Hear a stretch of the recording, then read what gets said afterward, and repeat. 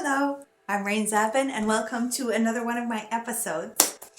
I've been very interested recently in watching things to do with the brain and the human body and even magic shows. So one of them is on Netflix. It's called 100 Humans. How many of you have been watching that? It's really fun.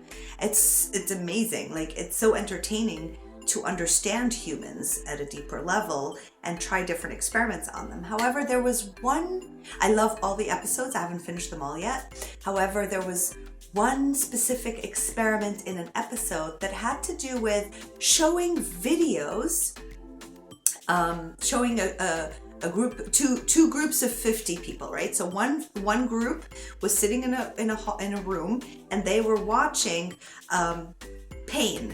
So a guy in a bicycle and him falling and tripping and then hurting himself, or a huge truck falling over someone, or stuff like that, like those painful things that they do funny videos for, right?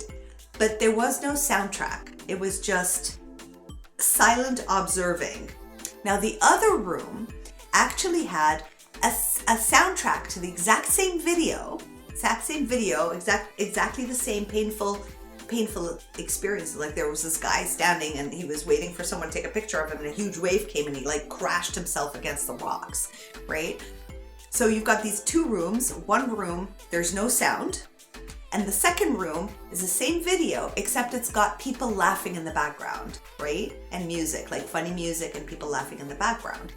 But their experiment was basically trying to see if laughter reduces pain, right?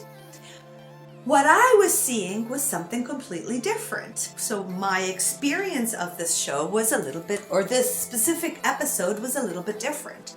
How I experienced is, yes, of course, laughter does make things feel better. However, what I experienced was, it was like this huge, like, that's how connected we all are. That was what came up for me. So the room that was actually observing, with no musical background making it a lighter thing, and the laughing thing, those people, you could see them, most of them were in pain. When a person would trip and hit their head against the floor, the people in the room watching this would feel the pain, and they would just crunch their eyes and look away, right? And to me, that was exceptional, because it just showed me, what does it mean that we're all connected, yet we're all individual? It just showed me that even another human being suffering any kind of pain, it doesn't even matter if I'm watching it, but for another human being on this planet to suffer in any form, even if it's just bumping your toe against the fridge, which hurts like a crazy beep beep. When I see another human going through that and I experience the pain, to me it was just like, that's how we're all connected. I can feel how others will feel so much that I will squint my eyes and look away and just experience what they're experiencing, right? Isn't it miraculous? Because I'm attuned and connected. We're all so attuned and connected. It doesn't matter when you watch the news. That's why a lot of people cringe at watching the news. It's like, I feel the suffering of this mother, and I feel the suffering of this father, and I feel the suffering of this child. It's because we're all connected. It doesn't matter how far people are or how close. When you see someone experience pain, you feel it. It's the same way when you see someone experience joy, you feel it, right? If, let's say, you're watching a video, you're watching this movie, and finally at the end, the two people met and they felt such love for each other, something glorious happened, you feel it in you. You're like, oh, I can feel that joy. That's how we're connected. We all feel each other. And that's why a lot of times we can't watch suffering, because it so resonates internally. Now the second room, with the music and the laughter in the movie reel, right? Now the funny thing is, most of them laughed, not all of them, because, and this is the information I received, right? To put sound, right? Like, it's like a barrier to not feel what they're feeling, right? So there's this barrier of sound that is manipulating my experience to that person's pain. So now somebody fell from the bicycle and hit their jaw, and in the background it's all this laughter and music, right? It's kind of like a shh, right? I'm not able to clearly connect to the truth of what I'm seeing, but I'm seeing it through an illusion or a perception shift through just sound, right? Just through sound, I have experienced something different. So now I'm in confusion. That looks painful. I can feel, because I'm still going, ow, but I'm laughing. So my experience has shifted because of sound, right? My perception has changed according to what the collective is perceiving that thing at this very moment. So this room, they were receiving it as purely what it was. This room, it was being manipulated, right? To have those people experience it the way the manipulation is being shown, right? Well, this is funny. People's pain is funny. Here, people's pain is people's pain. And in both scenarios, they both felt it. But because of the collective experience, right? These felt it deeply, and these thought it was funny. It was like a funny video, a home video, right? Now, what this made me understand is that we are truly all connected when we really tap in and we collectively feel the truth of what is happening. However, it is very easy to be manipulated. It is very easy to use a different sense, right, to dilute the true emotion of connecting to someone else, right?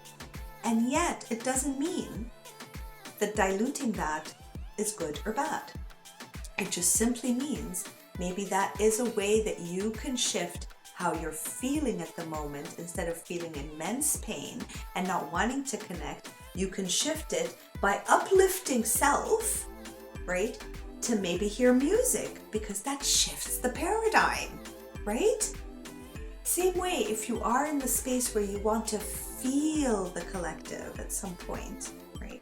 Because you want to send them prayers, the same prayers you would want to receive for yourself. You would give that off energetically, and you have a collective of people watching with you, and everyone's sending that prayer goes as healing. If you're alone and there is no space, uplift yourself and then send prayer. Make it funny. Add music to it, uplift, and then send still energetic prayer to that person, as long as it's coming from a place of pure desire to be of service, even from the comforts of your home, right? So even if there is this craziness happening in Ukraine, it's the same thing. Send that loving, because we're all feeling the pain.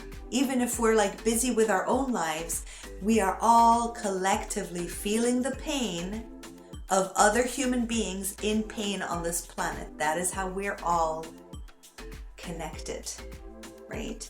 Sometimes you'll cry for no reason. It's because you're feeling the pain collectively that resonates with the kind of pain you have. Therefore, it's exaggerated and being released. Allow it to release. If it's too heavy for you, put that music on. Manipulate yourself to feel better, but still send that prayer out. Still send that prayer out in that vibration. Because since we're all connected and we all feel one another so deeply, we might as well be of service to each other, right? We might as well a simple prayer makes a world of a difference, because now you've connected. You've sent the vibration. You've asked Source to bring out that vibration. You've sent out that vibration, right? And many more will be doing it. And things change when we collectively see it through the eyes of compassion and love.